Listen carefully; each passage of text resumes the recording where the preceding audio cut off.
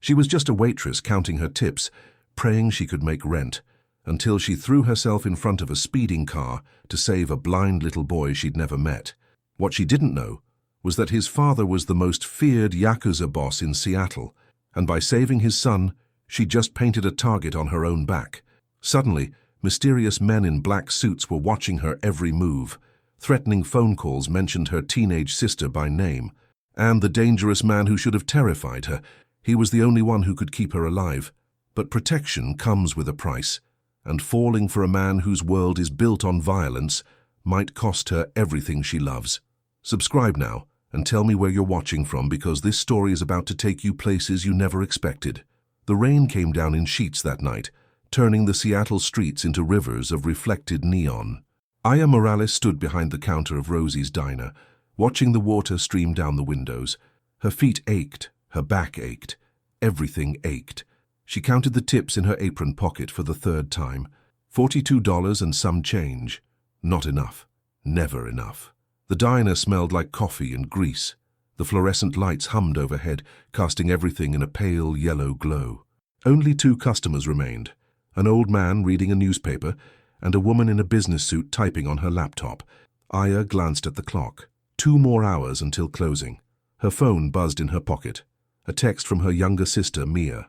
"Can you bring milk home? We're out." Aya typed back quickly. "Sure. Love you." Mia was 15 and too smart for her own good. She wanted to go to college someday. A real college, not community classes squeezed between work shifts. Aya wanted that for her too, more than anything. But college cost money, everything cost money. The bell above the door jingled. A man walked in, shaking water from his umbrella. He wore an expensive coat and had the kind of face that looked annoyed at the world. Aya put on her customer smile and grabbed a menu. "Welcome to Rosie's. Table for one?" He didn't answer, just walked past her and slid into a booth by the window. Aya followed, setting the menu down in front of him. "Can I get you something to drink while you look at the menu?" "Coffee, black, and the steak, medium rare." "The steak special comes with—" "I don't care, just bring it." Aya's smile tightened. "Of course." She walked back to the counter and put in his order. Rosie, the owner, gave her a sympathetic look from the kitchen window. "Rough one?" Rosie asked. "Just hungry, I think." "Aren't they all?" The man ate his steak in silence.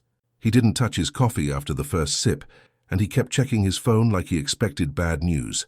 When he finished, he stood up, put on his coat, and walked straight out the door, without paying. Aya stared at the empty booth. The check sat on the table untouched. $43.50. Her heart sank. She ran to the door and pushed it open, looking both ways down the street. The rain had slowed to a drizzle, but she couldn't see him anywhere. Gone. When she came back inside, Rosie was already at the table, picking up the dishes. "He walked out?" Rosie asked. Aya nodded, feeling tears prick at her eyes. She wouldn't cry. Not over this. Not over some rude man who thought the rules didn't apply to him.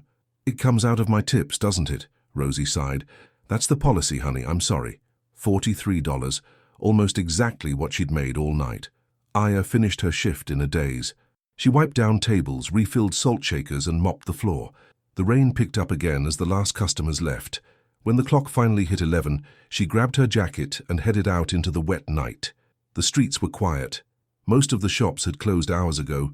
Only a few cars passed, their headlights cutting through the darkness. Aya pulled her hood up and walked faster. Her apartment was 12 blocks away. She knew every crack in the sidewalk, every flickering streetlight. This was her neighborhood, small and tired, but hers. Tonight, though, something felt different. The shadows seemed deeper. The silence felt heavier. She shook off the feeling. Just exhaustion. Just a bad night. A car horn blared in the distance, then the screech of tires. Aya stopped walking. The sound came from up ahead, around the corner. It was the kind of sound that made her stomach drop, the kind that usually meant something terrible. She started running. The scene unfolded in slow motion. A small figure stood at the edge of the crosswalk. A child, maybe 7 or 8 years old, wearing a dark coat that was much too big for him. He stepped off the curb, one foot reaching toward the street. Behind him, a sedan came tearing around the corner. Too fast. Way too fast. The driver didn't see the boy, or didn't care. Aya didn't think. She just moved. Her feet hit the wet pavement hard as she sprinted forward. The The world narrowed to that one point. The child, the car, the closing distance between them. She grabbed the back of his coat and pulled. They tumbled backward onto the sidewalk, just as the sedan roared past, missing them by inches. The wind from it whipped against her face. The sound of the engine filled her ears. Then silence. Aya lay on her back. The boy clutched against her chest. Her heart pounded so hard she could feel it in her throat. Rain fell on her face, mixing with the tears she didn't know she was crying. "Are you okay?" she gasped. "Are you hurt?" The boy didn't answer. He just clung to her coat, his small fingers gripping the fabric like it was the only thing keeping him alive. He was trembling. Aya sat up slowly, keeping her arms around him. She looked at his face for the first time. He was beautiful. Sharp features, dark hair plastered to his forehead by the rain. His eyes were open, but they didn't focus on her. They stared straight ahead, seeing nothing. Understanding hit her like a punch to the chest. He was blind. "Hey," she said softly. "It's okay. You're safe now. I've got you." A black sedan pulled up beside them, different from the one that almost hit him. This one moved slowly, deliberately. The windows were tinted so dark she couldn't see inside. The back door opened. Aya's arms tightened around the boy. 3 men stepped out of the car. They wore black suits, perfectly tailored. Their expressions were blank, unreadable. Something about the way they moved made Aya's skin crawl. Too controlled, too careful. One of them walked toward her. He was older than the others, maybe in his 40s, with grey at his temples and kind eyes that didn't match his dangerous bearing. "The child," he said. His voice was calm but firm. "We'll take him from here." Aya didn't let go. "Who are you?" "That's not your concern. He almost got hit by a car. He's shaking. He's scared." She kept her voice steady, though her heart raced. "I'm not handing him over to strangers in the middle of the night." The man paused. Something flickered in his expression. Surprise, maybe, like he wasn't used to being challenged. "Miss," he said carefully, "this child has a family, people who care about him. We mean him no harm." "Then tell me who you are." Silence stretched between them. The other 2 men shifted uncomfortably. The rain continued to fall. Finally, the older man sighed. "My name is Sora. I work for the boy's father. We've been searching for him for the past hour." He glanced down at the child, and his face softened. "Ren, you scared us." "Ren." The boy's name was Ren. He still hadn't spoken. His fingers were still tangled in Aya's coat, but at the sound of the man's voice his grip loosened slightly. "Is this true?" Aya asked him gently. "Do you know this man?" A tiny nod. Aya's shoulders relaxed, but she still didn't move. "Why was he out here alone in the rain near traffic?" Sora's jaw tightened. "There was an incident at the house. He slipped away before anyone noticed." He stepped closer, his voice dropping. "You saved his life. His father will want to know about this." "I don't need anything from his father. I just want to make sure he's okay." Sora studied her for a long moment. Then he nodded slowly. "He'll be taken care of. You have my word." Aya looked down at Ren. His face was turned toward hers now, even though he couldn't see her. His hand reached up and touched her cheek just for a second. His fingers were cold. Then he let go of her coat. One of the other men stepped forward and gently guided Ren toward the car. The boy walked with careful steps, his hand trailing along the vehicle until he found the door. Before he climbed in, he stopped, turned his head back toward Aya. He didn't say anything, but she felt it. That invisible thread stretching between them. Sora watched the exchange with unreadable eyes. As he turned to follow the boy, he paused beside Aya. "He'll remember you," he murmured. "So will we." The doors closed. The car pulled away, disappearing into the rainy night. Aya stood on the sidewalk, soaking wet, shaking from adrenaline and cold. She didn't know what had just happened, didn't know who those men were or why a blind child had been wandering alone in the dark. But she couldn't shake the feeling that her life had just changed. She walked the rest of the way home in silence. The next day, Aya arrived at work early. The morning rush kept her busy. Coffee orders, egg specials, the usual chaos of hungry customers and clinking dishes. But her mind kept drifting back to the night before. Ren's face, his cold fingers on her cheek, the way he'd clung to her coat like she was the only safe thing in the world. She hoped he was okay. Whoever his family was, whatever his story, she hoped he was warm and safe. Around noon, she found Rosie in the back office and knocked on the open door. "Hey, got a second?" Rosie looked up from her paperwork. "What's up, honey?" "I need more shifts. Anything you've got." Rosie frowned. You're already working 6 days a week. I know, but I need the money. Mia's school has a trip coming up and there's a fee and… She stopped herself. No point in explaining all the details. I just need more hours, please. Rosie was quiet for a moment. Then she nodded. I'll see what I can do. Maria's been wanting to cut back on Sundays. Maybe I can give you her shift. Thank you. Aya went back to work, feeling a little lighter. It wasn't much, but it was something. The afternoon crowd was sparse. Aya busied herself restocking napkin dispensers and refilling ketchup bottles, normal boring tasks that let her brain turn off for a while. Then she felt it, that prickling sensation at the back of her neck, the one that said someone was watching. She looked toward the window. A black car was parked across the street, the same kind as last night, tinted windows, dark and gleaming in the pale afternoon light. Her stomach tightened. She told herself it was nothing. Seattle had plenty of black cars, plenty of people who liked their privacy. It didn't mean anything, but she couldn't shake the feeling. The bell above the door jingled. A man walked in. He was tall, lean. Dark hair swept back from a face that looked like it had been carved from stone. Sharp cheekbones, sharp jaw, eyes so dark they seemed to absorb the light around them. He wore a black coat, perfectly fitted, and moved with the kind of quiet grace that made everyone in the diner stop and stare. Even Rosie, who had seen every kind of customer walk through those doors, paused with a plate in her hand. The man scanned the room. His gaze landed on Aya. He walked toward her. Every instinct screamed at her to step back. Something about him felt dangerous, not in an obvious way, not like the man who'd stiffed her on the check. This was deeper, colder. He stopped in front of the counter. His eyes never left her face. Aya Morales? His voice was low, controlled. She straightened her spine. Who's asking? The faintest flicker of something, amusement, surprise, crossed his features. Then it was gone. My name is Kaito Ishida. I believe you saved my son's life last night. The words hung in the air between them. Aya stared at him. Ren's father. This was Ren's father. She hadn't known what to expect. Someone older, maybe.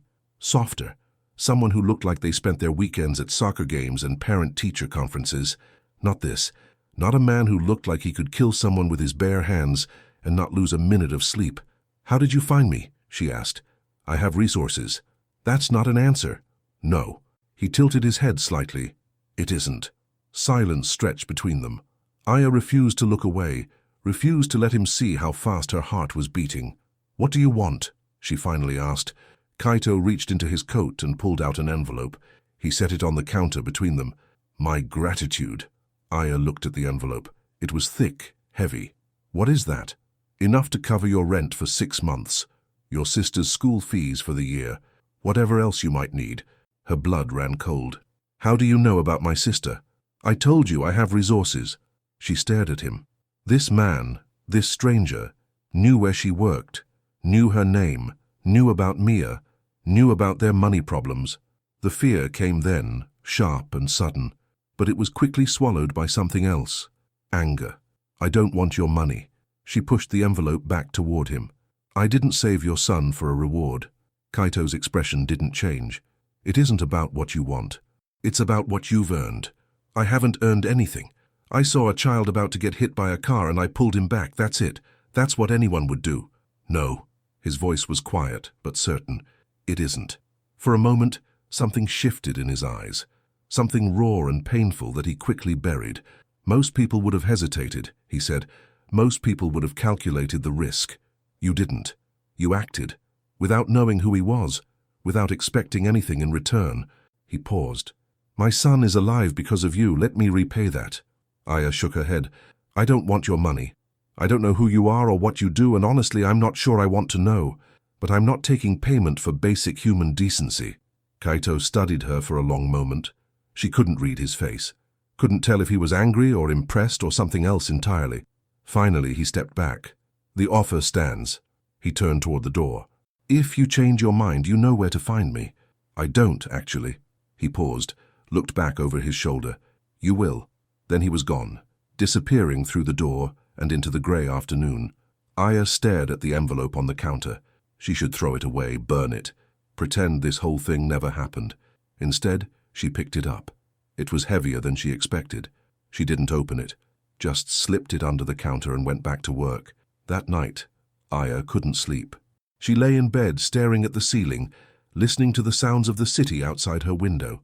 Cars passing, a distant siren, the hum of the refrigerator in the next room. The envelope sat on her dresser. She'd brought it home without really meaning to. Now it was there, staring at her like a challenge. Her phone buzzed. She grabbed it, expecting a text from Mia, but there was no message. It buzzed again. An incoming call. The number was blocked. She hesitated, then answered. "Hello?" Silence. "Hello? Who is this?" Nothing. Just the faint sound of breathing on the other end of the line. A chill ran down her spine. "I'm hanging up now." Still nothing. She ended the call and set the phone down, her hands trembling slightly. Wrong number. Had to be. Some kid messing around. Nothing to worry about. She pulled the blanket up to her chin and closed her eyes. Sleep came eventually, shallow and restless. She dreamed of rain and screeching tires, and a small hand reaching for hers in the dark. Sometime in the middle of the night she woke. Headlights swept across her curtains. Slow, deliberate, like a car passing very, very slowly. She sat up and looked toward the window. The light paused, just for a moment. Then it moved on. Aya got out of bed and crept to the window. She pulled back the edge of the curtain and looked down at the street. A black sedan sat at the corner, engine idling, headlights off now, and on the sidewalk below her building, a shadow stood motionless, watching. Aya's breath caught in her throat. She couldn't see the figure clearly, just a dark shape against the darker night, but she could feel its attention, feel its weight. Then, as quickly as it had appeared, the shadow turned and walked away. The sedan's headlights flicked on. It pulled away from the curb and disappeared around the corner. Aya stood at the window for a long time after that. She didn't sleep again. Morning came grey and cold. Aya made coffee, checked on Mia, and got ready for work like nothing had happened. But her hands shook as she poured her cereal. Her eyes kept drifting to the window. Mia noticed. "You okay?" her sister asked, looking up from her textbook. "You look tired." "I'm fine, just didn't sleep well." "Again?" Aya forced a smile. "Growing pains." Mia rolled her eyes. "You're 28. "Exactly. Very old. Very fragile." That earned a small laugh, and Aya felt some of the tension in her chest ease. Whatever was happening, whatever Kaito Ishida wanted, she would handle it. She always handled it. She kissed Mia's forehead and headed out the door. The walk to work was quiet. The rain had stopped, but the streets were still wet, puddles reflecting the grey sky above. Aya kept her head down and her pace quick. She didn't look for black sedans, didn't scan the shadows for watching figures, but she felt them. Somewhere out there, unseen, someone was watching. And she had a feeling they weren't going to stop anytime soon. The diner was busy when she arrived. She tied on her apron, grabbed her order pad, and threw herself into the familiar rhythm of work. Coffee, eggs, smiles that didn't quite reach her eyes. Around 10 o'clock, Sora walked through the door. He looked different in the daylight, less intimidating, more tired. He wore a simple grey suit instead of black, and his expression was almost apologetic. He took a seat at the counter and waited. Aya finished with her current customer before approaching him. "Can I help you?" "I wanted to apologize for last night and for this morning." "This morning?" He gave her a look, the kind that said he knew she'd seen the car, the shadow. "Mr. Ishida is cautious. After what happened to Ren, he doesn't take chances. When someone enters his orbit, he makes sure they're safe." "By stalking them?" Sora winced. "I wouldn't call it that. What would you call it?" He was quiet for a moment. Then he sighed. "Protection." Aya stared at him. "I don't need protection. I don't want protection. I just want to live my life." "I understand. But you need to understand something too." Sora leaned forward, his voice dropping. "You saved Kaito's son, his only son, the most important thing in his world. That means something to him. Something you can't just wave away with a refusal." "So what? He's going to have people watch me forever." "Not forever. Just until he's sure you're safe." "Safe from what?" Sora didn't answer. That scared her more than anything else. "Who is he?" she asked quietly. "Really?" Sora met her eyes. For a moment she saw something there, regret, maybe, or warning. "Someone you should be careful around." He stood, dropping a few bills on the counter for coffee he hadn't ordered. "But also Someone who keeps his promises. He said he'd protect you. He will. I never asked for that. No. Sora smiled, but it didn't reach his eyes. You didn't. He walked out, leaving Aya alone with her questions and her fear. She looked down at the money on the counter. Crisp bills, more than enough for a cup of coffee. Everything about these people was too much, too intense, too careful. And yet, somewhere in the back of her mind, she kept thinking of Ren, his small hand reaching for her, his face turned toward her, even though he couldn't see. Whatever his father was, that boy had touched something in her heart. She just hoped it wouldn't cost her everything. 3 days passed.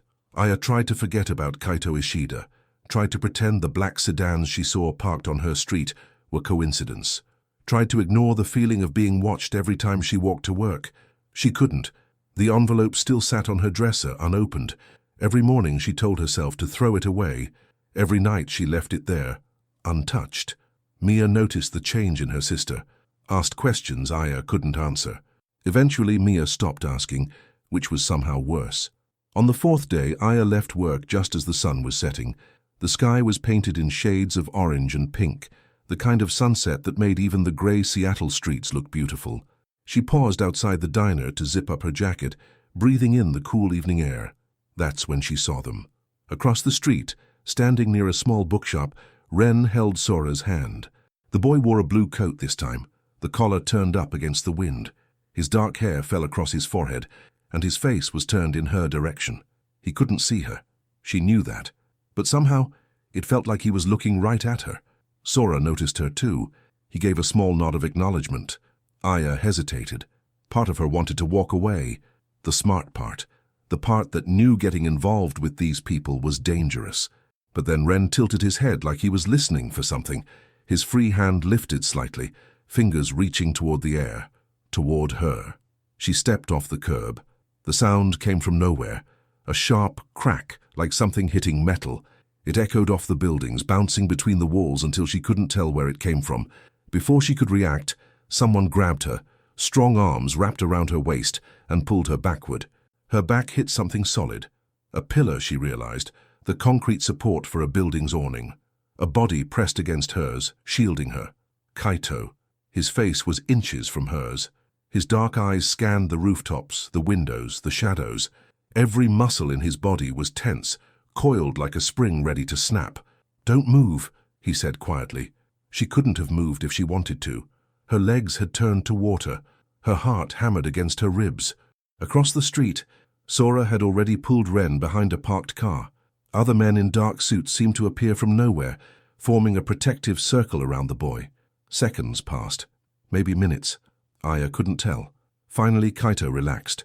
Just slightly. His grip on her loosened, but he didn't let go. "What was that?" she whispered. "A warning. A warning." That sounded like... She couldn't say it. Couldn't bring herself to name the thing she was thinking.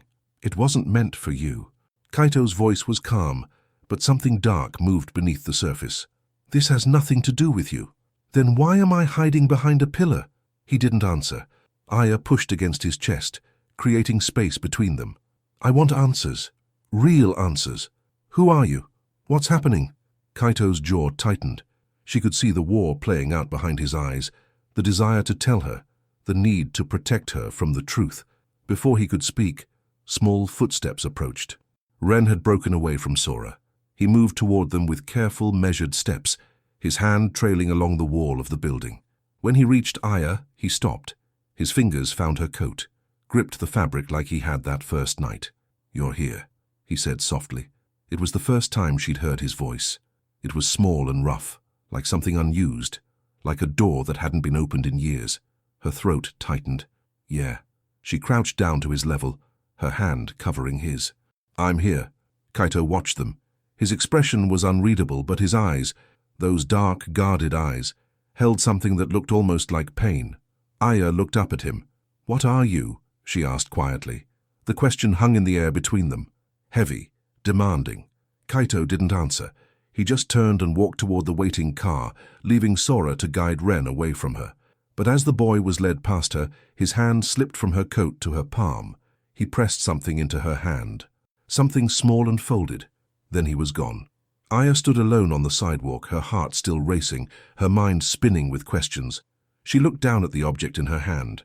A piece of paper, folded into a small square. She opened it carefully. Inside was a drawing done in crayon. Simple lines, bright colors. A woman with dark hair pulling a small boy away from something big and dark. The woman had her arms around the boy. The boy was smiling. Beneath the drawing, in shaky handwriting, were 2 words, "Thank you." Aya's eyes burned. She folded the paper carefully and slipped it into her pocket, close to her heart. That night, her phone rang. Not a call this time. A voicemail. She didn't recognize the number. Her finger hovered over the delete button, but something made her press play instead. A voice filled her ear. Low, male. Not Kaito. "Stay away from the boy. This is your only warning." The message ended. Aya sat on the edge of her bed, staring at her phone. Her hands were shaking. She played the message again, then again, trying to recognize the voice, trying to understand. Stay away from the boy. But she hadn't sought Ren out. She'd just been at work. She'd just been walking home. She hadn't done anything. The phone rang again. Same unknown number. She answered before she could stop herself. "Hello?" That low voice again. "Your sister attends Lincoln High School. She takes the 47 bus home. She walks 3 blocks alone." Ice flooded her veins. "Who is this?" "Stay away from Kaito Ishida. Stay away from his son, or your sister will pay the price." The line went dead. Aya was on her feet before the phone hit the bed. She ran to Mia's room and threw open the door. Mia looked up from her homework, startled. "What's wrong?" Relief hit Aya so hard she nearly collapsed. She crossed the room in 3 steps and pulled her sister into a hug. "Aya, what's happening? You're scaring me."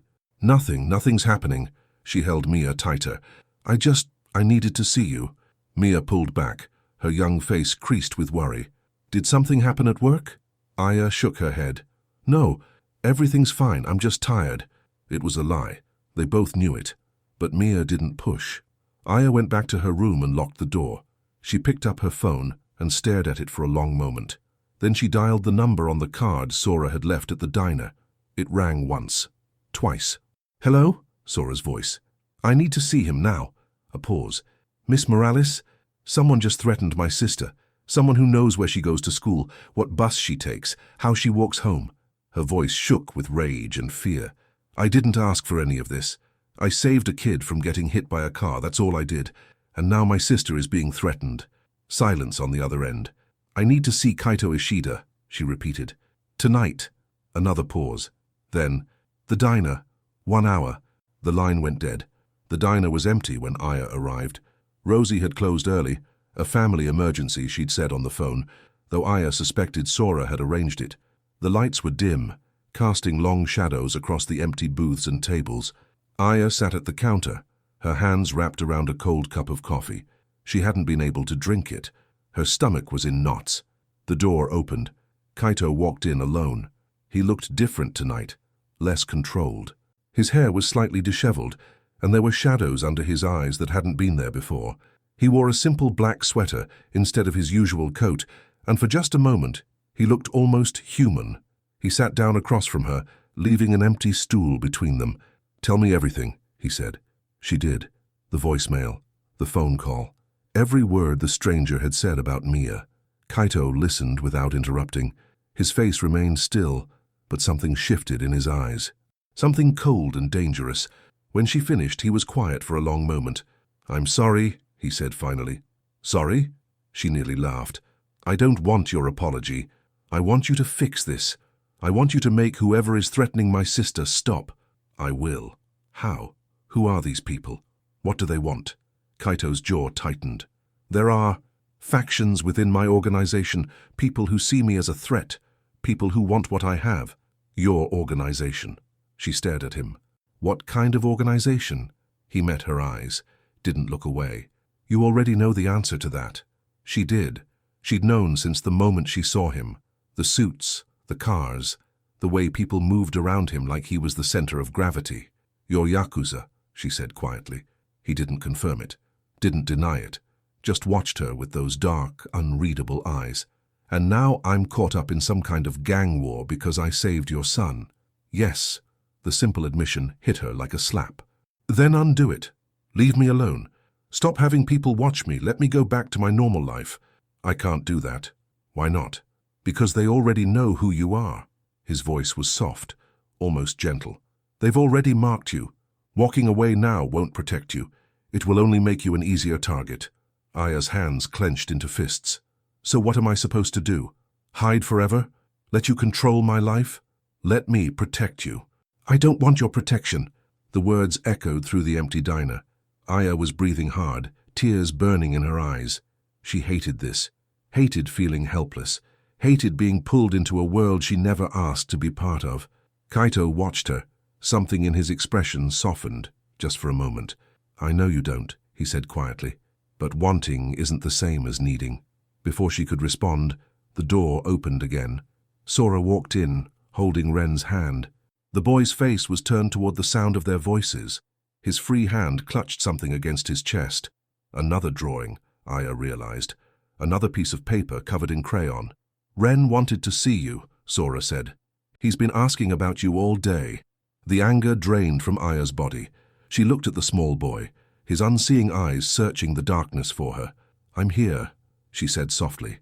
Ren's face lit up. He let go of Sora's hand and walked toward her voice, his steps careful but confident. When he reached her, he held out the drawing. I made this for you, he said. It's us, in the rain. Aya took the paper with trembling hands. The drawing showed two figures standing together under a grey sky, one tall, one small, holding hands. Her throat closed up. It's beautiful, she managed. Ren smiled. It was the first time she'd seen him smile. It transformed his whole face, chasing away the shadows. Her phone buzzed. A text from Mia. Someone tried to get into our building. The super called the cops. I'm scared. Where are you? The blood drained from Aya's face. She looked up at Kaito. He was already on his feet, phone pressed to his ear, barking orders in rapid Japanese. Sora, he said sharply. Bring them both. Now. Bring us where? Aya demanded. What's happening? Kaito was already moving toward the door. He paused just long enough to look back at her. Somewhere safe. The drive felt endless. Aya sat in the back of the black sedan, Mia pressed against her side. Her sister was pale and shaking, too scared to ask questions. Aya held her close and whispered that everything would be okay. She didn't know if it was true. Ren sat on her other side, his small hand resting on her arm. He hadn't let go since they'd picked up Mia from the apartment, like he knew she needed comfort as much as he did. Sora drove. Kaito sat in the passenger seat, his phone constantly buzzing with calls and messages. His voice was low and controlled, but Aya could hear the tension underneath. The city fell away behind them. Streetlights gave way to darkness. Trees rose up on either side of the road, their branches reaching toward the night sky like grasping fingers. Finally, the car slowed. Gates appeared out of the darkness. Tall iron gates topped with spikes, flanked by stone walls that stretched into the shadows on either side. Men in dark suits stood guard, their faces hard and watchful. The gates swung open. They drove through. Aya's breath caught in her throat. The estate was massive. Even in the darkness, she could see the sprawling grounds, the manicured gardens, the buildings that rose up like monuments against the sky. Lights glowed from dozens of windows, casting golden pools across the grass. The main house looked like something from a movie. Traditional Japanese architecture blended with modern design. Curved roofs and sliding doors, stone pathways and water features. Everything perfect. Everything controlled. The car stopped in front of the main entrance. Kaito was out before Sora could open his door. He moved around to Aya's side and opened the door himself. Welcome to my home, he said quietly. Aya stepped out, pulling Mia with her. Her sister stared at the house with wide eyes. What is this place? Mia whispered. Safety, Kaito answered, for as long as you need it. People appeared from inside the house, servants in simple uniforms bowing as they approached. A woman with kind eyes offered to take their coats. A man asked about luggage. Aya felt overwhelmed, lost, like she'd stepped into someone else's life. Ren slipped his hand into hers.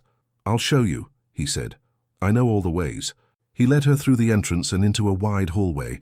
His steps were sure, his free hand trailing along the wall as he navigated by touch. He knew this place, every corner, every doorway, every turn. This is the main hall, he explained.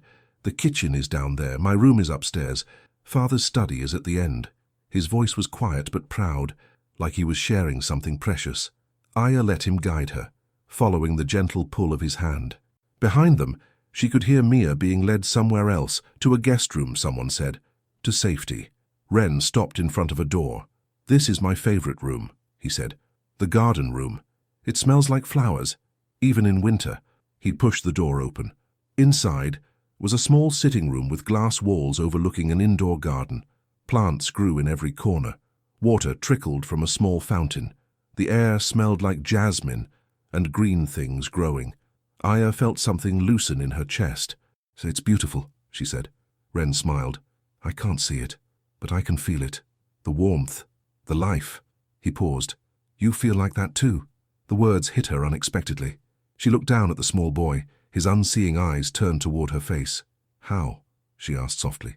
"I don't know." He squeezed her hand. "You just do." A sound from the doorway made them turn. Kaito stood there, watching.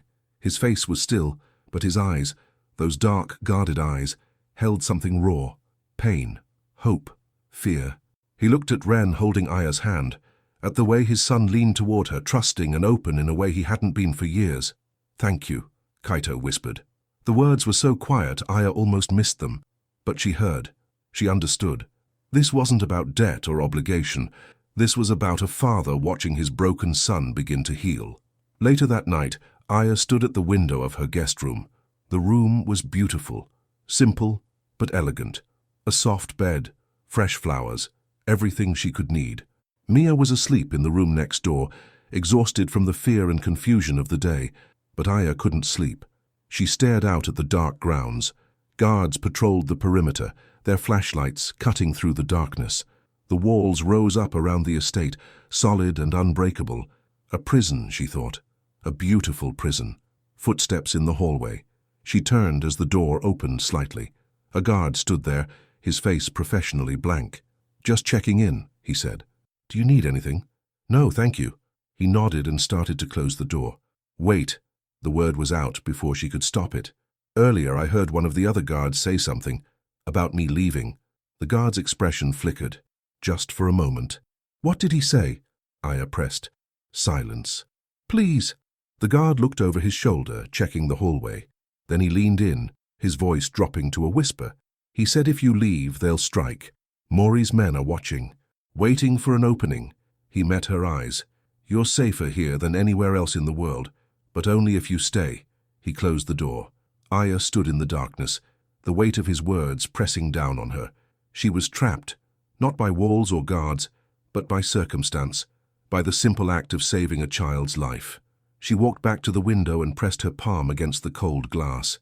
Somewhere out there, someone wanted to hurt her, hurt Mia. Use them as weapons against a man she barely knew. She thought about Ren, his smile, his drawings, the way he said she felt like warmth and life. She thought about Kaito, the pain in his eyes, the way he'd whispered thank you like it cost him something. And she realized, with a clarity that surprised her, that she wasn't just trapped, she was involved. Whatever came next, she was part of this story now, for better or worse. Morning light filtered through the curtains. Aya woke slowly, disoriented by the unfamiliar softness of the bed beneath her. For a moment she didn't know where she was. Then the memories came flooding back, the threats, the drive through darkness, the estate rising up like a fortress against the night. She sat up and looked around the room. Everything was exactly as she'd left it. The flowers on the dresser, the glass of water on the nightstand, the silence that seemed to wrap around the walls like a blanket. She got dressed quickly and went to check on Mia. Her sister was already awake, sitting cross-legged on her bed with a book in her lap. She looked up when Aya entered, her young face carefully neutral. "Hey," Aya said softly. "How did you sleep?" "Fine." A pause. "This place is weird." Aya almost laughed. "Yeah, it is. Are we prisoners?" The question hit harder than Mia probably intended. Aya sat down on the edge of the bed and took her sister's hand. "No, we're guests. Temporary guests until it's safe for us to go home. When will that be?" "I don't know." Mia was quiet for a moment. Then she squeezed Aya's hand. "I trust you," she said. "Whatever's happening, I trust you to figure it out." The words were simple, but they meant everything. Breakfast was served in a large dining room with windows overlooking the garden. Aya and Mia sat at one end of the long table, feeling out of place among the fine china and polished silverware. Servants moved silently around them, pouring tea and offering food. Ren appeared in the doorway. He stood there for a moment, his head tilted like he was listening. Then he walked toward the table, his steps careful and measured. "Aya?" he called softly. "Are you here?" "I'm here," she answered. His face brightened. He navigated around the chairs until he reached her side, then paused. "Can I sit next to you?" he asked. "Not across. Next to." Something warm bloomed in Aya's chest. "Of course." A servant quickly rearranged the place settings. Ren slid into the chair beside her, his shoulder brushing against her arm. "I had a dream about you," he said, as he reached for his fork. "We were in the garden. You were describing the flowers. That sounds nice." "It was," he smiled. "Can we do that today? For real?" Aya glanced at Mia, who was watching the exchange with curious eyes. "Sure," Aya said. "I'd like that." Across the room, in the shadow of the doorway, Kaito stood watching. Aya caught his gaze for just a moment. His expression was unreadable, but something in his eyes had softened, like ice beginning to thaw. Then he was gone, disappearing down the hallway without a word. After breakfast, Ren took Aya's hand and led her through the house. He moved with surprising confidence, his free hand trailing along walls and furniture as he navigated by memory. He knew every corner, every step, every doorway. "This way," he said, tugging her toward a set of sliding doors. "The garden is through here." They stepped outside into cool morning air. The garden was even more beautiful in daylight. Stone pathways wound between carefully tended beds of flowers and shrubs. A koi pond glittered in the center, its surface rippling with the movement of orange and white fish. Beyond the formal gardens, she could see more wild areas, clusters of trees, a bamboo grove, stone lanterns half hidden by ferns. "Describe it to me," Ren said. Aya looked around, trying to find the right words. "There are flowers everywhere, purple and pink and white. Some of them look like bells hanging from thin stems. Others are flat, like plates, with petals that spread out toward the sun." Ren listened with his whole body, his face turned toward her voice. "What about the pond?" "It's round. The water is dark green, almost black in the shadows. I can see fish swimming underneath. They're moving slowly, like they're not in any hurry." "The big orange one is named Tanaka," Ren said. "Father named him after a man he used to work with. He said Tanaka moves the same way, slow and careful, but always watching." Aya smiled despite herself. "That's a good name for a fish." They walked along the pathways, Ren's hand warm in hers. She described everything she saw, the shape of the clouds, the color of the leaves, the way light filtered through the bamboo and made patterns on the ground. Ren drank it all in, his face peaceful and open. "I used to be able to see," he said suddenly. Aya's heart clenched. "I know." "Do you know what happened?" She hesitated. "No, not really." Ren was quiet for a long moment. His hand tightened around hers. "My mother died," he said finally. "Bad men came to our old house. There was shouting, and then—" He stopped, swallowed. "I saw things a kid shouldn't see."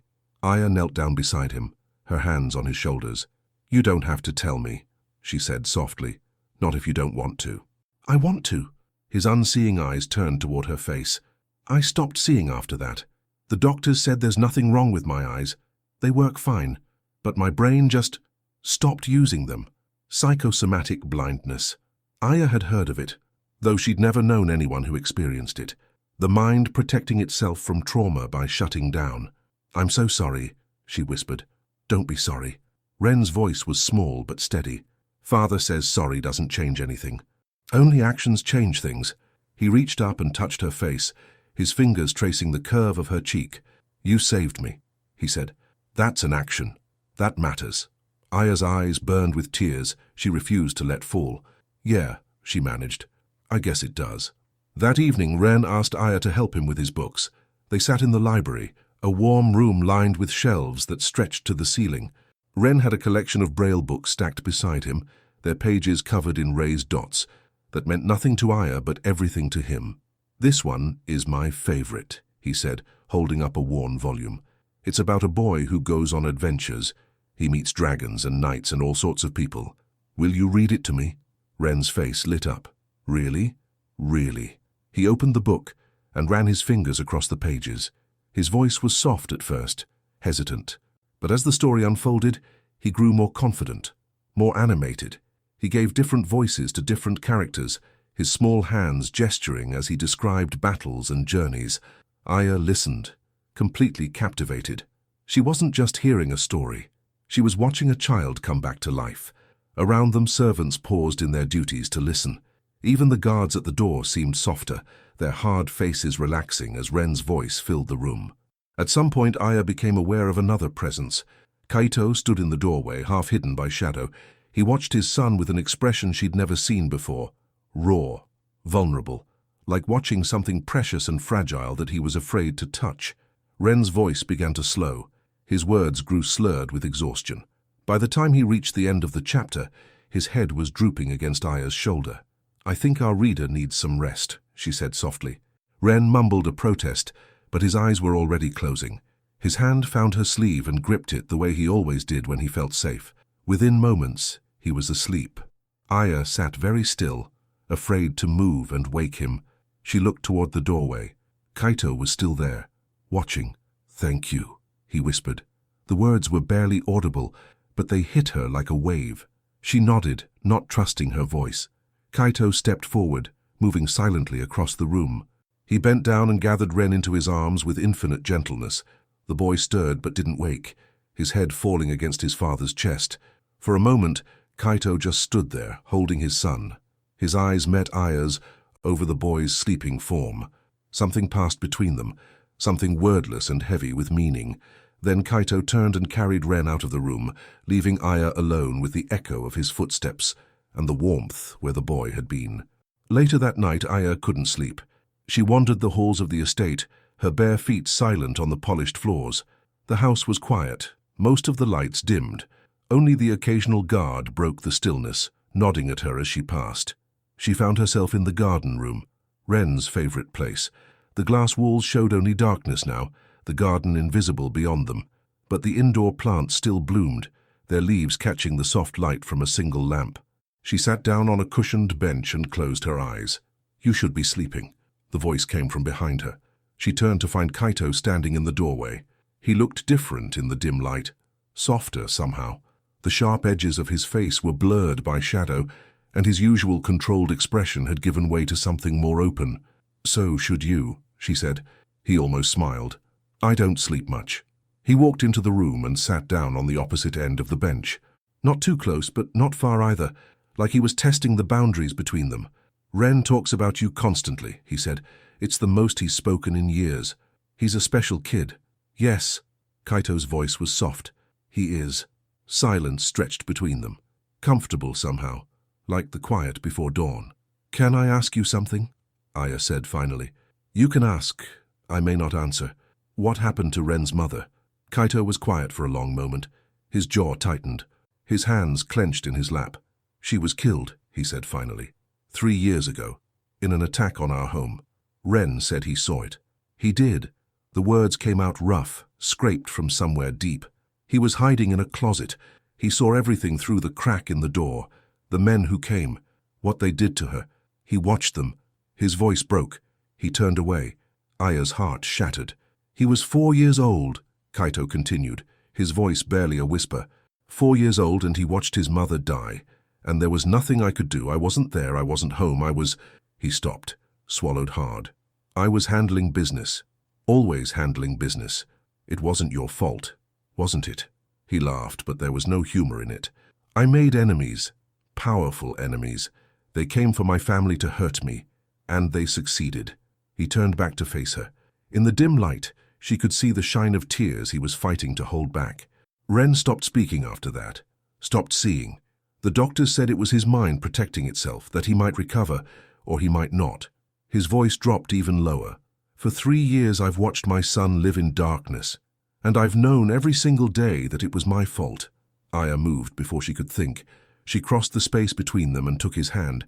His fingers were cold, trembling. "You didn't kill her," she said firmly. "Those men did, and Ren doesn't blame you. He loves you." "How do you know?" "Because when he talks about you, his whole face lights up. Because he named a fish after your friend. Because he's still here, still trying, still reaching out." She squeezed his hand. "He hasn't given up on you. Don't give up on him." Kaito stared at her. His eyes were wet, his control finally cracking. He pulled his hand away and turned, hiding his face, but not before she saw the tears fall.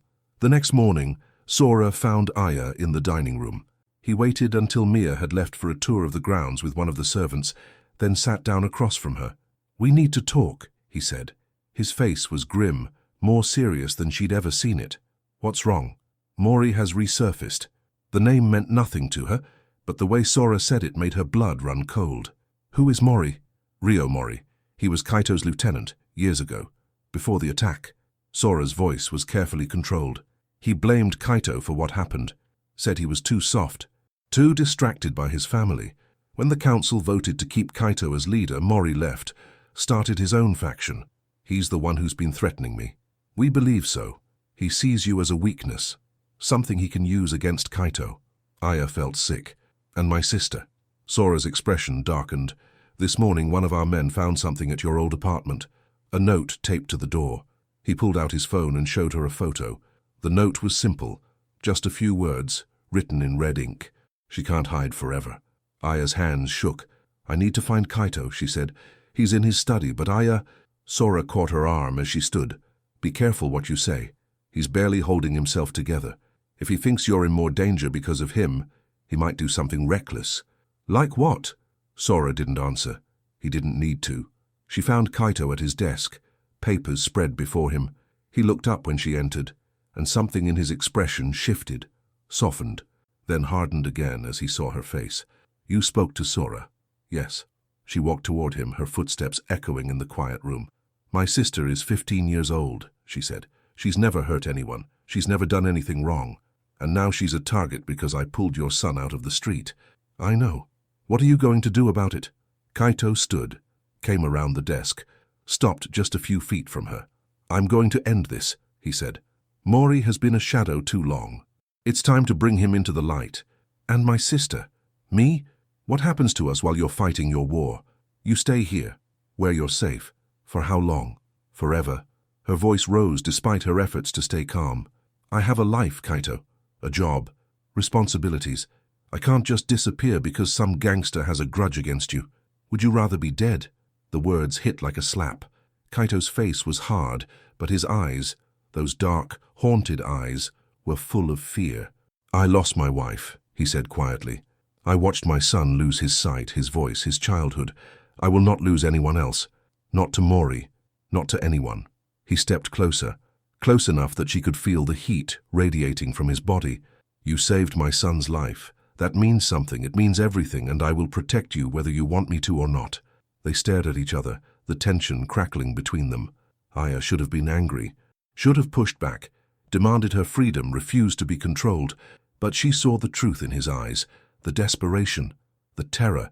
He wasn't trying to control her. He was trying to save her. That night, the alarms went off. Aya was in her room, reading when the sirens split the silence. Red lights flashed in the hallway. Shouts echoed from somewhere outside. She threw open her door and ran toward Mia's room. Her sister was already awake, sitting up in bed with wide, frightened eyes.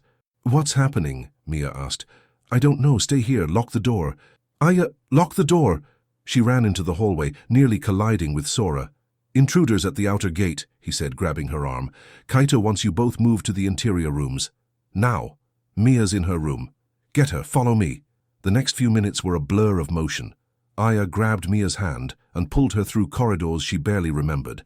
Guards ran past them, speaking into radios in clipped Japanese. Somewhere outside she heard glass shatter. They ended up in a small room deep in the heart of the house. No windows, thick walls, a heavy door that Sora locked behind them. "Stay here," he ordered. "Don't open the door for anyone but me or Kaito." Then he was gone. Aya and Mia sat in the dim room, holding each other, listening to the sounds of chaos beyond the walls. Minutes passed, maybe hours. Aya lost track. Then the door opened. Kaito stepped inside. He was breathing hard. His shirt was torn at the shoulder, and there was blood on his hands, not his own, she realized. His eyes swept the room, found them, and some of the tension left his shoulders. "It's over," he said. "They're gone." "What happened?" "They tested our defenses, probing for weaknesses." His jaw tightened. They won't find any. Mia was crying silently, her face buried against Aya's shoulder. Aya held her tighter. We can't keep living like this, she whispered. Kaito met her eyes. No, he agreed. You can't. He crossed the room and knelt in front of them, his bloody hands hanging at his sides. From this moment, he said quietly, you live here, both of you, not as guests, as family. Aya stared at him. Family. Under my protection, under my roof. He reached out and touched her cheek, his fingers surprisingly gentle. For as long as you need, for as long as you want. It wasn't a proposal, wasn't a demand. It was an offer, a choice. Aya looked at her sister, at the fear in Mia's eyes, the exhaustion in her face. She looked at this man kneeling before her, his hands stained with violence, his eyes full of something that looked like hope. She thought about the diner, the cold apartment, the endless struggle to survive, and she thought about Ren, his smile, his trust, the way he reached for her in the darkness. Okay, she whispered. Kaito's eyes widened, like he hadn't expected her to say yes. Okay, she repeated, stronger this time. We'll stay. The days that followed were strange and slow. Aya fell into a rhythm at the estate. Mornings with Ren in the garden, afternoons helping Mia with her schoolwork. A tutor had been arranged, much to her sister's annoyance. Evenings in the library, reading or talking or simply sitting in comfortable silence. She saw Kaito at odd hours. He came and went like a shadow, always busy with things he never explained. But sometimes, late at night, she would find him in the garden room staring out at the darkness.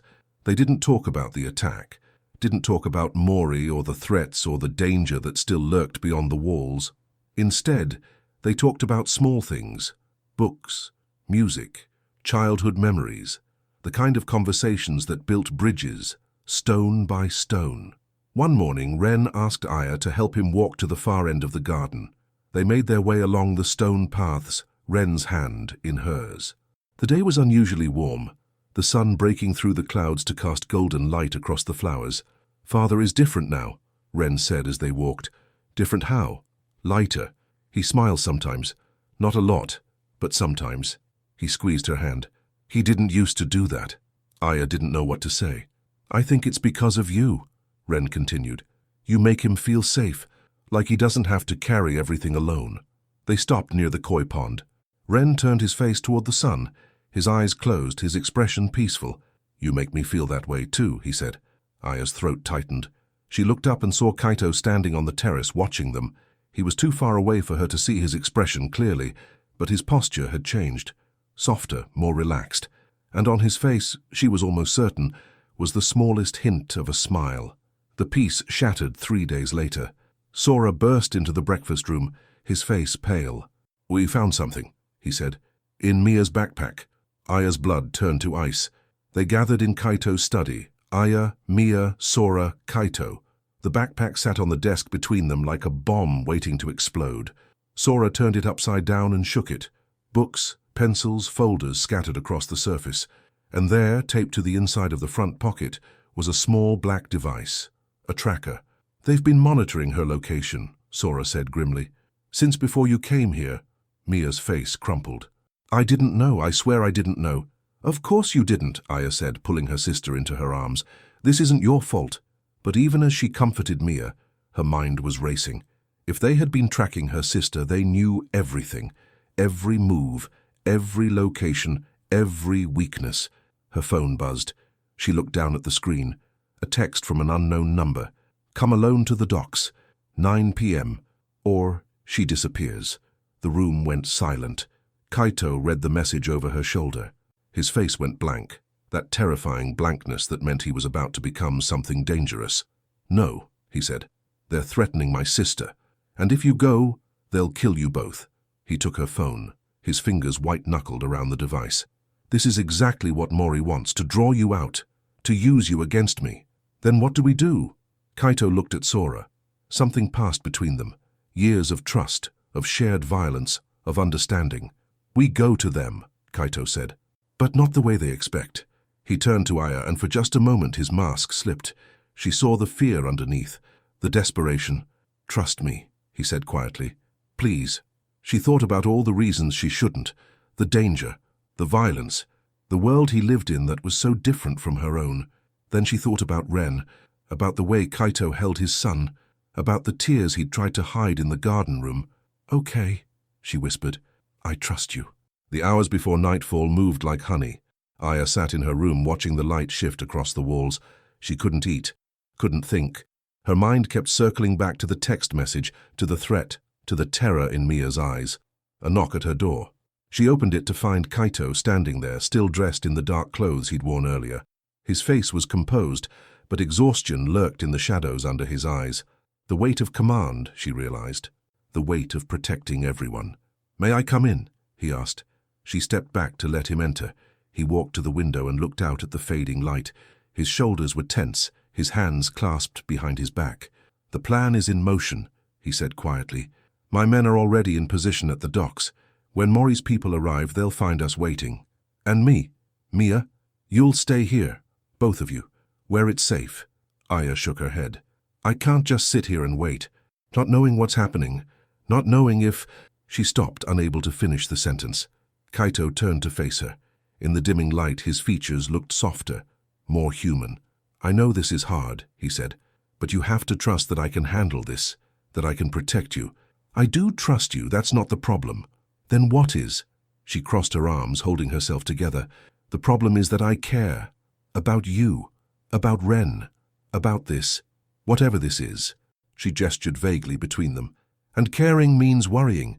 It means being terrified that something will go wrong and I'll lose—" She stopped again. The words caught in her throat. Kaito stepped closer. Close enough that she could see the rapid pulse at his throat. Close enough that she could smell the faint scent of sandalwood that clung to his clothes.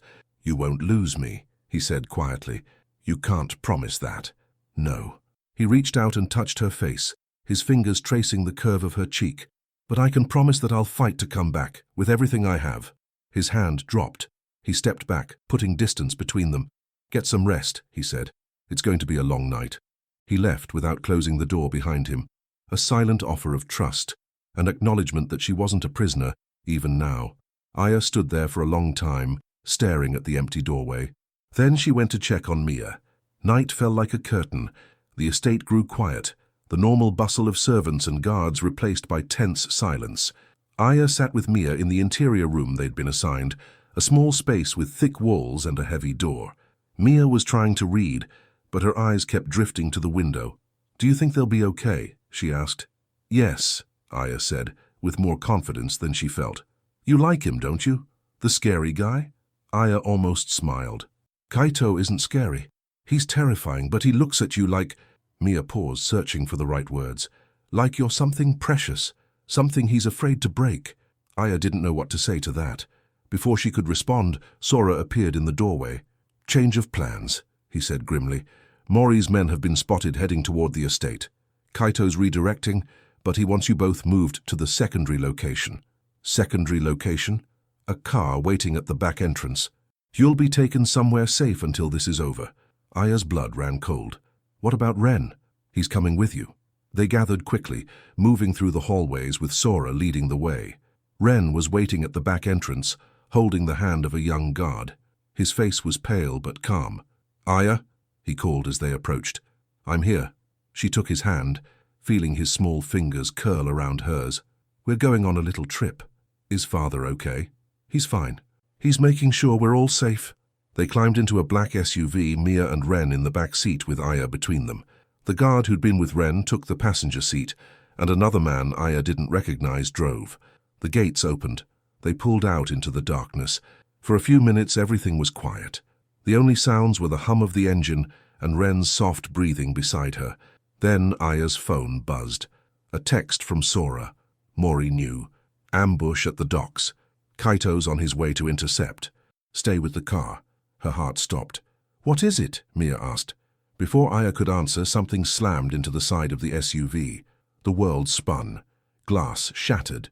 Aya threw herself over Ren, shielding him with her body as the car careened sideways. Metal screamed against metal. Then everything went still. Aya lifted her head, dazed. The driver was slumped over the wheel, unconscious or worse. The guard in the passenger seat was already moving, gun drawn, pushing open his door. "Stay down!" he shouted. Then gunfire erupted. Aya pressed Ren to the floor of the car, covering his ears with her hands. Mia huddled beside them, her face white with terror. The sounds seemed to go on forever. Shots, shouts, the thud of bodies hitting the ground, then silence. A face appeared at the window, a man Aya didn't recognize, with cold eyes and a cruel smile. "Found you," he said. He pulled open the door and reached for Ren. Aya didn't think. She just moved. She grabbed the man's arm and twisted, using her body weight to throw him off balance. He stumbled, surprised by her resistance. She kicked out, catching him in the knee. He went down with a curse. Another man appeared behind him, bigger, meaner. Aya knew she couldn't fight them both, but she could buy time. "Run!" she screamed at Mia. "Take Ren and run!" Mia grabbed Ren's hand and pulled him out the other side of the car. They disappeared into the darkness just as the big man grabbed Aya's arm and yanked her out of the vehicle. She hit the ground hard, the air knocked from her lungs. Pain exploded through her side. She tried to get up, but a foot pressed down on her back, pinning her. "Stupid woman," a voice said above her. "Did you really think you could stop us?" She struggled, but it was useless. The weight was too heavy, the grip too strong. This was it. This was how she was going to die. Then she heard it. The roar of engines, the screech of tires, the weight lifted from her back. She rolled over just in time to see Kaito leap from a car that had barely stopped moving. He moved like water, like shadow, like something not quite human. The first man went down before he could raise his weapon. The second turned to face the threat, but Kaito was already there, his fist connecting with the man's jaw in a sound like breaking branches. More men appeared from the darkness. Some were Mori's. Some were Kaito's. The fight was brutal, quick. Kaito moved through it like a storm, his face blank with focused fury. Aya had never seen anything like it. Never imagined this level of controlled violence was possible. She tried to get up, tried to move, but her body wouldn't cooperate. Strong arms wrapped around her. Kaito. His face was close to hers, his eyes searching for injury. "Are you hurt?" "Mia. Ren. They ran. I know. My men have them. They're safe." He pulled her against his chest, shielding her from the chaos around them. "Don't look, just hold on to me." She buried her face in his shoulder and tried not to hear the sounds, the impacts, the cries. Then, cutting through everything else, a single voice. "Aya!" Her head snapped up. Ren stood at the edge of the scene, held back by Sora. His unseeing eyes were wide with terror, his face streaked with tears. But his mouth was open. He was screaming. "Aya! Aya!" The word tore from his throat with years of silence behind it. 3 years of locked-away pain finally breaking free. Aya's heart shattered and rebuilt itself in the same instant. "I'm here!" she called back, her voice breaking. "Ren, I'm okay! I'm here!" The boy collapsed against Sora, sobbing, but his lips kept moving, forming her name over and over. Kaito's arms tightened around her. When she looked up at his face, she saw something she'd never expected. Tears. Silent tears streaming down his cheeks as he watched his son find his voice again. The aftermath was a blur. Mori's men were subdued, some arrested by police who arrived with suspicious speed. Kaito's influence, Aya guessed. Others simply disappeared into the night, their fates unknown and probably unknowable. Aya sat in the back of an ambulance, a blanket around her shoulders, while a paramedic checked her for injuries. Mia was beside her, unharmed but shaken. And Ren sat on her other side, his hand gripping hers so tightly it hurt. He hadn't stopped talking since the fight ended. Fragments, pieces, scattered words that tumbled out of him like water from a broken dam. "I was scared," he said. "I heard the guns. I thought, I know," Aya soothed. "I know. It's okay now. I called your name. I had to. I couldn't." He stopped, his breath hitching. "I couldn't stay quiet anymore." Aya pulled him into her arms and held him tight. "You were so brave," she whispered. "So incredibly brave." Over his head she saw Kaito approaching. He looked terrible. Bruised, disheveled, his clothes torn and stained. But his eyes, those dark, guarded eyes, were alive in a way she'd never seen before. He stopped in front of them, not quite touching. "Sora is handling the police," he said quietly. "It's over. Mori is in custody. His organization is scattered. What happens now?" "Now," he looked at his son, still pressed against Aya's side. At the movement of Ren's lips, the constant stream of soft words. "Now we go home." Back at the estate, everything felt different. The danger was gone, But something else had taken its place, something fragile and new and terrifying. Aya helped Ren get ready for bed. He was exhausted, his voice finally starting to give out from overuse, but he refused to let go of her hand. "Will you stay?" he asked as she tucked him in. "Just until I fall asleep?" "Of course." She sat on the edge of his bed, stroking his hair. Within minutes, his breathing evened out and his grip relaxed, but still she stayed. The door opened quietly. Kaito stepped in. He looked different in the soft light of Ren's nightlight. Vulnerable somehow, like the armor he wore in the world had been stripped away. He crossed to the bed and stood beside Aya, looking down at his son. "He spoke," he said, his voice rough with emotion. "After 3 years, he spoke. He screamed my name." Aya's eyes stung with tears, like he was afraid he'd never see me again. "He was." Kaito's hand found her shoulder, squeezed. So was I. They stood there in silence, watching Ren sleep. His face was peaceful now, free from the shadows that had haunted it. "Come with me," Kaito said finally. "There's something I need to say." Aya followed him to a small sitting room nearby. He closed the door behind them and turned to face her. For a long moment, he just looked at her, drinking her in like she was something precious, something he was afraid might disappear. "When I heard about the ambush," he said quietly, "when I knew you were in danger, I felt something break inside me, something I thought I'd buried forever." "Kaito, let me finish." He stepped closer. "I told myself I was protecting you, keeping you safe. But the truth is, I was pushing you away, because getting close to you, letting myself feel—" He stopped, swallowed. "It terrified me." "Why?" "Because I've already lost someone I loved. Because losing Ren's mother destroyed me." His voice cracked. "I couldn't survive losing you too." The words hung in the air between them. Aya reached out and touched his face, felt the rough stubble on his jaw, the warmth of his skin. "You didn't lose me," she said softly. "I'm right here." Something broke in his expression, the last of his walls, crumbling to dust. He pulled her into his arms and held her like she was the only thing keeping him alive. She felt the tremor in his muscles, the ragged edge of his breathing. "Stay," he whispered against her hair. "Please, stay. I'm not going anywhere." Aya stayed with Kaito through the night, not in the way she might have imagined, not with passion or heat, just presence, just warmth. They sat together in the garden room, watching the moon rise through the glass walls. He told her about his wife, how they met, how they fell in love, how he found her body on the floor of their bedroom and knew his life would never be the same. She told him about her parents, how they died when she was 19, leaving her to raise Mia alone, how she'd been terrified every day since that she wasn't enough, that she would fail. They shared their darkness, their fears, their hopes. And somewhere in the small hours of the morning, when the world was quiet and still, Aya realized something.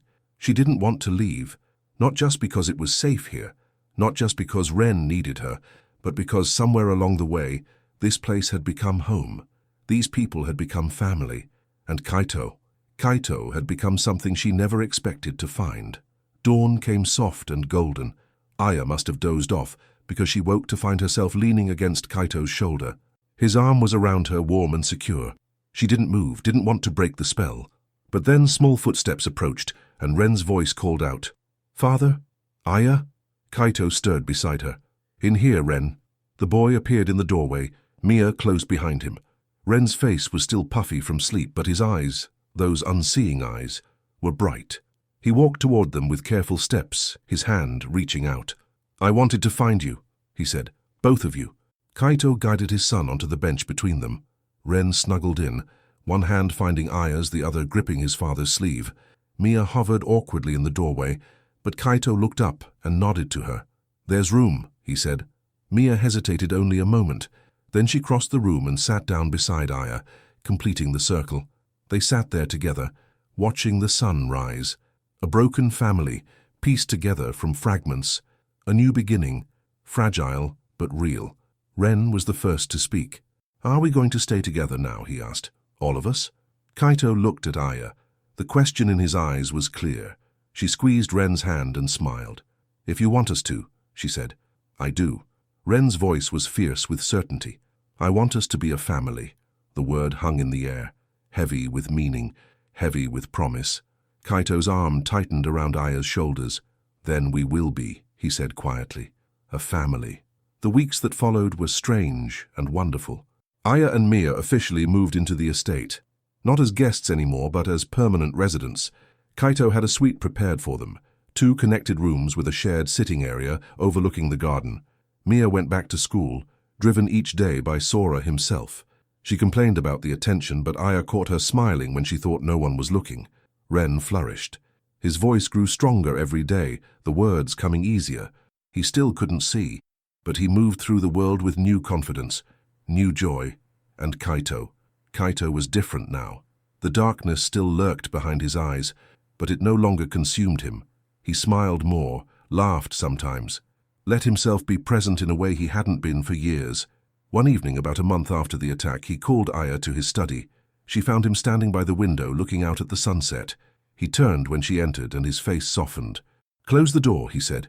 She did, her heart suddenly racing. "I've been thinking," he began, then stopped. Started again. "These past weeks, having you here, having Mia here, it's changed everything. Changed me. Kaito." "Wait."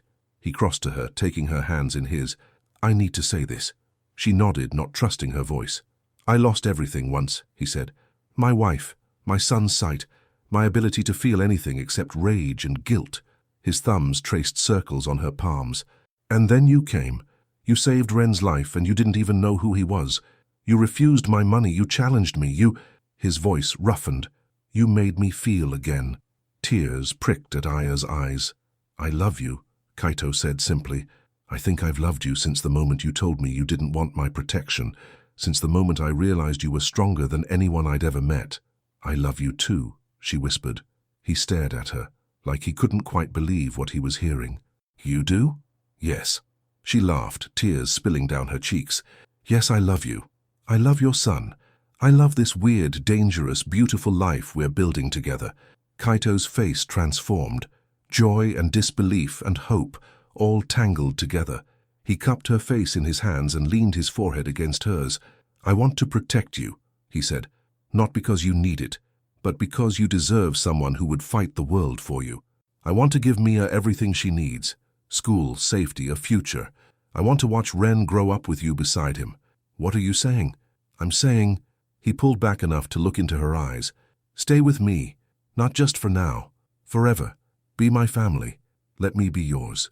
Aya's answer was a kiss, soft at first, gentle, then deeper, as years of loneliness and longing poured out between them.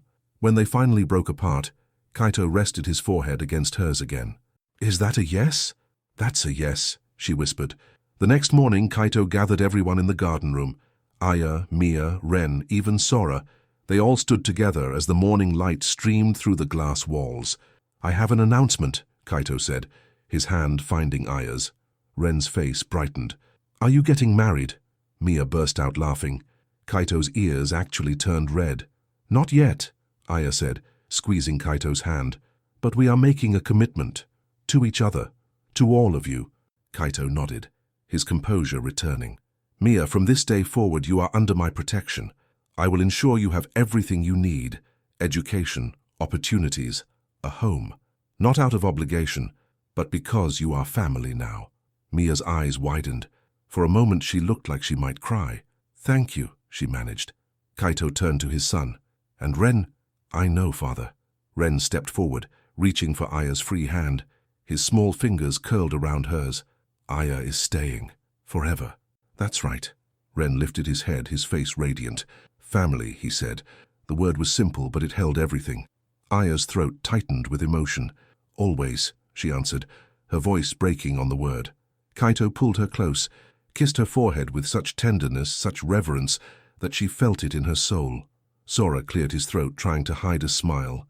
"I suppose this means I'll need to hire additional security for family outings." Everyone laughed, even Kaito. And in that moment, surrounded by the people she loved, Aya felt something she hadn't felt in years. Peace. Real, true, lasting peace. 6 months later, the estate was transformed. Where once there had been silence and shadows, now there was laughter. Children's drawings decorated the refrigerator. Mia's textbooks spread across the dining table. The garden rang with Ren's voice as he called out to the fish in the pond. It was a sunny afternoon. the kind of day that made everything seem possible.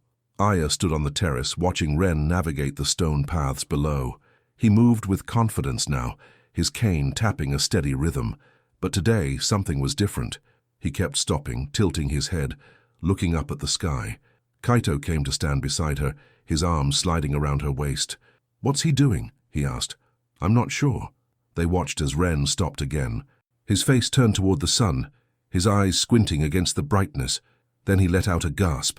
"Father, Aya!" They were down the steps in seconds, crossing the lawn to reach him. Kaito knelt in front of his son, his hands on the boy's shoulders. "What is it? What's wrong?" "Nothing's wrong." Ren's face was alight with wonder. Father, I can see something." Kaito went very still. "What do you mean?" "Shapes, light and dark. Ren's voice trembled with emotion. "I can see shapes sometimes, when it's bright enough." Aya's hand flew to her mouth. The doctors had always said it was possible, that if Ren's trauma healed, his sight might return. But after 3 years of darkness, they'd stopped hoping. "Are you sure?" Kaito's voice was barely a whisper. Ren nodded frantically. "I can see the sun. It's so bright, and there are shapes in front of me. 2 of them." He reached out, his hands finding Kaito's face. "Is this you?" "Yes." Tears streamed down Kaito's cheeks. "Yes, it's me."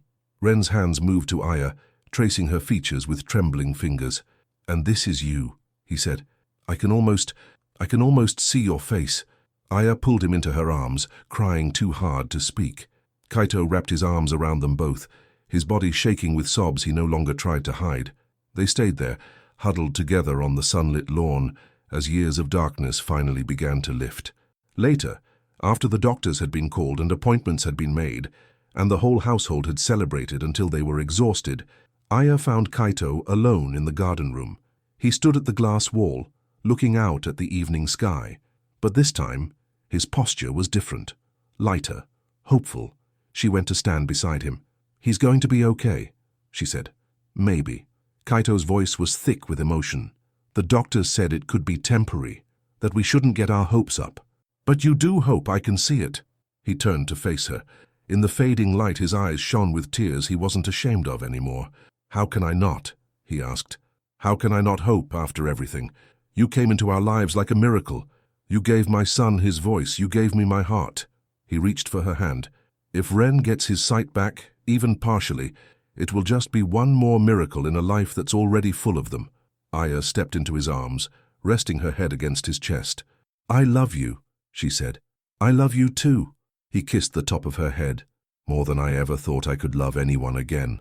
They stood there as the stars came out, wrapped in each other's warmth. Outside, Ren's laughter echoed across the grounds. He was running, actually running across the grass, Mia chasing after him. Sora stood nearby, pretending not to smile. A family, broken once but whole now, stronger for the cracks. Aya watched Ren chase the fading sunlight across the lawn. His face turned toward the sky, and felt something settle deep in her chest. Love built under fire becomes stronger than fear. Real protection means choosing someone's safety above your own pain. Even the most feared man can be redeemed when someone is brave enough to stay beside him. She had stayed. They all had. And now, as the darkness gave way to light, as a blind boy began to see again, as a wounded man learned to love, now, finally, they were home.